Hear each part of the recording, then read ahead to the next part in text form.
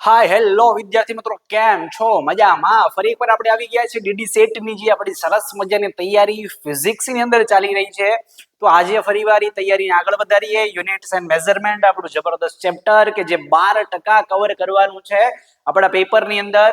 તો ફટાફટ આ જે ચેપ્ટર છે બહુ ઇઝીમાં ઇઝી છે અને આજનો જે લેક્ચર છે સાહેબ આમાંથી માની લેવાનું કે એમસીક્યુ આવશે અને આવશે જ પાકું છે. ઓકે, એટલે આજનું આખો લેક્ચર જોજો મહેરબાની કરીને, જેથી કરીને તમારા 2 માર્ક તો પાક્કા થઈ જ જાય. બહુ ઈઝી છે, જરાય અઘરું નથી, ફટાફટ યાદ રહી જશે. તો ચાલો ફટાફટ લેક્ચરની શરૂઆત કરી દઈએ. તમારો ટાઈમ વેસ્ટ જરાય નહીં કરીએ. આપણે ગયા લેક્ચરની અંદર ફિઝિકલ ક્વોન્ટિટી શું છે જોઈ લીધું છે. ઓકે, યુનિટ શું છે એ પણ જોઈ લીધું છે. એટલે આ બધી જ ડિટેલ ચર્ચા આપણે કરી ચૂક્યા છીએ. ફિઝિકલ ક્વોન્ટિટી શું કહેવાય છે, એના ટાઈપ કેવા છે. ડન. આજે જે જોવાનું છે આપણે types of system of unit. એટલે આની માટે તમારે આગળનો વિડિયો લેક્ચર જોવો પડશે. જો કદાચ જોયો નથી તો ફટાફટ આઈ બટન ઉપર આપણે આપેલો છે વિડિયો, ફટાફટ જોઈ આવજો. ફિઝિકલ ક્વોન્ટિટી કોને કહેવાય, યુનિટ કોને કહેવાય ખબર હોવી જોઈએ. ધેન આજનો જે યુનિટ છે મીન્સ કે આપણો સિસ્ટમ ઓફ યુનિટ, એના ટાઈપ જોવાના છે. કે સાહેબ આ જે બધા યુનિટ્સ તો જોઈ આવ્યા, મીટર, સેન્ટીમીટર, કિલોગ્રામ, ગ્રામ, આ બધી વસ્તુઓ જોઈ છે. પણ એના એક ટાઈપ આપણને પહેલેથી રેડીમેડ કરીને આપવામાં આવ્યો છે. આપણે અત્યારે શું યુઝ કરી રહ્યા છીએ એ પણ જોવાનું છે અને પહેલા શું યુઝ કરતા હતા એ પણ જોવાનું છે. ઓકે, તો કેવા કેવા યુનિટનો એક સમન્વય બને છે, સમૂહ બને છે, એનું ડિટેલમાં ચર્ચા કરીએ. કે ભાઈ ઇન અર્લીયર ટાઈમ્સ, બહુ હજારો કરોડો વર્ષો પહેલાની વાત છે, different countries used a different system of unit. હવે અલગ અલગ દેશો અલગ અલગ સિસ્ટમ ઓફ યુનિટને યુઝ કરતા હતા. હવે સિસ્ટમ ઓફ યુનિટ શું છે? સિસ્ટમ ઓફ યુનિટ એટલે એક યુનિટ નહીં, 2 યુનિટ નહીં, 2 કરતા વધારે યુનિટોને ભેગા કરી એક સિસ્ટમ બનાવે અને એને જ આપણે મેઝરમેન્ટ માટે લેવાનું. જેમ કે લેન્થ માટે હું સેન્ટીમીટર વાપરું, હું વજનને માપવા માટે ગ્રામ વાપરું, ટાઈમને મેઝર કરવા માટે સેકન્ડ વાપરું. તો આ ત્રણનો એક સમન્વય થયો, સમૂહ બન્યો, તો એ શું કહેવાશે? સિસ્ટમ ઓફ યુનિટ કહેવાશે. કે ભાઈ મારે જ્યારે જ્યારે ટાઈમ માપવાનો છે સેકન્ડમાં માપીશ, વજન માપવાનો છે ગ્રામમાં માપીશ, અને જ્યારે જ્યારે મારે લેન્થ માપવી છે ત્યારે હું સેન્ટીમીટરમાં માપીશ. તો એક સમૂહ બનાવી દીધો. એ સમૂહ એટલે સિસ્ટમ ઓફ યુનિટ, બીજું કંઈ નથી. તો આવા સિસ્ટમ ઓફ યુનિટ કેટલા હતા પહેલા? તો ભાઈ અલગ અલગ દેશો પાસે અલગ અલગ સિસ્ટમ હતી. પ્રોબ્લેમ શું આવતો આમાં એ તમને કહી દઉં. ટુ રિમૂવ કન્ફ્યુઝન, મીન્સ કે આમાં શું થાય છે? કન્ફ્યુઝન થાય છે ઇન ટ્રેડ. ટ્રેડ એટલે વેપાર કરવામાં. શું કામ? કેમ કે ભાઈ ધારો કે હું ભારતમાં છું અને હું લેન્થ જે મેઝર કરવાની છે એ હું મીટરમાં મેઝર કરું છું અને એની જગ્યાએ કદાચ જાપાનની અંદર એ ફૂટમાં મેઝર કરવામાં આવે છે. તો ભાઈ મારું હું બિલ બનાવું, ધારો કે મારે એક પાઇપ મોકલવો છે, તો એ પાઇપની જે લેન્થ છે, ઓકે, હું મીટરમાં મેઝર કરી અને એનું કોસ્ટિંગ બનાવીશ અને ત્યાં જાપાન વાળા એને ફૂટમાં મેઝર કરી અને બિલિંગ બનાવશે, એનું કોસ્ટિંગ કરશે. તો ભાઈ વેપાર આ સિંગલ પ્લેટફોર્મ તો થયું નહીં. શું કામ? કેમ કે હું મીટરમાં માપી રહ્યો છું, એ લોકો ફૂટમાં માપી રહ્યા છે. તો બે વસ્તુ હોવી તો સેમ જોઈએ ને, તો ટ્રેડ કરવામાં ઈઝી બને અથવા તો કન્ફ્યુઝન કોઈ ક્રિએટ થાય નહીં. તો અલગ અલગ દેશ અલગ અલગ સિસ્ટમ ઓફ યુનિટ યુઝ કરતા હતા. કેવા કેવા? જો આપણે એસઆઈ યુનિટની પહેલા 3 મેઇન ટ્રેડિશનલ સિસ્ટમ આપણે યુઝ કરી હતી. કઈ કઈ? પહેલી છે સીજીએસ. નામ કેવી રીતે બને છે જોજો. આમાંથી એક એમસીક્યુ પૂછાઈ શકવાની શક્યતા ખૂબ ખૂબ વધારે. એક એમસીક્યુ તો આવશે જ આમાંથી. ઓકે, તો નામ પહેલા જુઓ કેમ બન્યું છે. સીજીએસ, સી બોલે તો સેન્ટીમીટર, જી બોલે તો ગ્રામ અને એસ બોલે તો સેકન્ડ.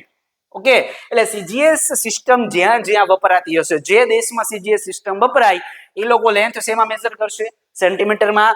એ લોકો વજન જે માસ છે એ શેમાં મેઝર કરવાના છે? ગ્રામમાં. અને ટાઈમ છે એ શેમાં મેઝર કરવાના છે? સેકન્ડમાં. સિસ્ટમ ઓફ યુનિટ થઈ ગયું એક. ડન.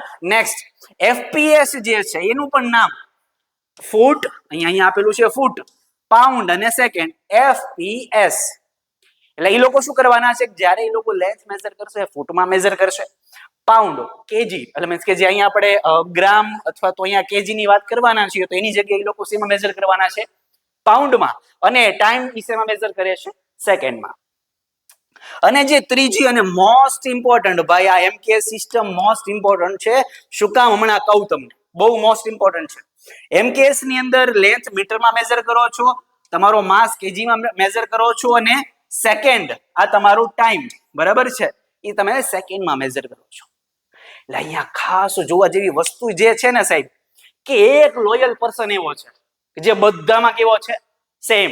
અને સાહેબ જીવનમાં આવો વ્યક્તિ મળવો ખૂબ મુશ્કેલ છે. જો તમારા જીવનમાં છે તો એને જવા દેતા નહીં. કેમ કે જો અહીંયા સેકન્ડ, અહીંયા સેકન્ડ અને અહીંયા સેકન્ડ, બધી જગ્યાએ સેકન્ડ જ છે. ટાઈમ ગમે અહીંયા તમે જશો શેમાં મેજર કરવામાં આવે છે? સેકન્ડમાં જ. લોયલ છે ભાઈ. ઓકે. હવે તો કે સાહેબ આ ત્રણ સિસ્ટમ ઓફ યુનિટ અલગ અલગ દેશોમાં અલગ અલગ જગ્યાએ વપરાતી હતી. કન્ફ્યુઝન બહુ બધા થતા. તો એના સોલ્યુશન માટે શું કરી દીધું?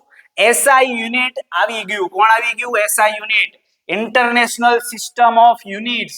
સાયન્ટિસ્ટ લોકોએ એને ડેવલપ કરી દીધું કે આખા વિશ્વમાં બધાએ શું વાપરવાનું? એસઆઈ જ વાપરવાનું. આની સિવાય કોઈ કાંઈ વાપરવાનું નથી. એ પછી જાપાનમાં જાવ તોય ભલે, ઇન્ડિયામાં રહ્યો તોય ભલે, ચાઇનામાં જાવ તોય ભલે, યુએસએ જાવ તોય ભલે, દરેક જગ્યાએ મેઝરમેન્ટ શેમાં થશે? એસઆઈ યુનિટમાં થશે. આવું કહી દેવામાં આવ્યું. આ ત્રણ એને રિમૂવ કરી દીધા. ભાઈ જાઓ તમે ઘરે જાઓ, હવે તમારો ટાઈમ પૂરો થઈ ગયો. હવે કોણ આવી ગયું? SI unit.